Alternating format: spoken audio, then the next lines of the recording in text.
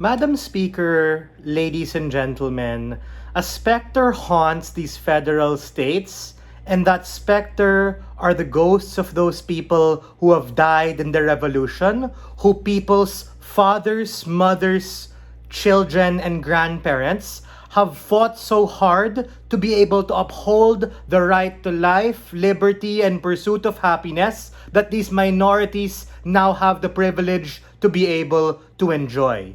The protectionism that motivates side proposition is literally what gets in their way and undermines the formation of a state and the ability of them to have a unified national identity.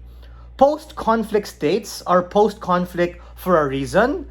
As what we've told you, they are ultimately going through transition. And okay, theoretically, side proposition is correct that in these insular forms of statehood, there's going to be less conflict, but at best, that is going to be a band-aid and ultimately is unable to reach the end outcome that both sides want, which is the formation of a national identity and state.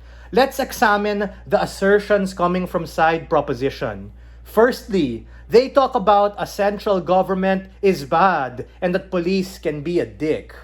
Okay, but bro, how do you guys even freely move around the state? That's something I raised in a point of information. How do you find the jowa? How do you travel? Because a lot of the racist rhetoric that you frame to be a bad thing literally happens on your side of the house, and you unlock the harms of my case and Matthew's case at the point in which these people are so insulated and living in a world of confirmation bias to the point that they are shielded from any reality outside their own lived experience. Meaning, I understand where you're coming from, but it can make the problem worse.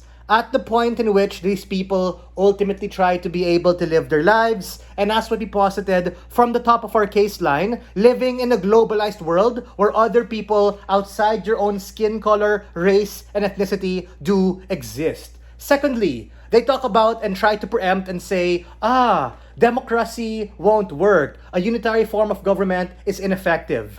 From the top of my speech, I gave you 5 mechanisms to respond to the point of information Yuan raised to me. Number 1, the democratic processes in and of itself serve as a way of representation. Number 2, the ability to clamor for referenda and coalesce under the right of assembly literally allow you, as what Matthew mentioned, to overthrow dictators and other harmful entities who on both sides of the house may still exist. Thirdly, an existence of a two-party system wherein you have Senate and Congress that gives adequate representation for these minorities, something Brent mentioned in his reply speech. Fourthly, the existence of LGUs, meaning, okay, you might not like this one police guy within that barangay or that state, but you have your own LGU that is more proximate to your own particular interests. Fifthly, and most importantly, a singular form and sense of national identity that ultimately paves the way for states to be able to form and states to be able to exist in a particularly good way, in a particularly wide way that is able to cater all of the differences that otherwise divide us.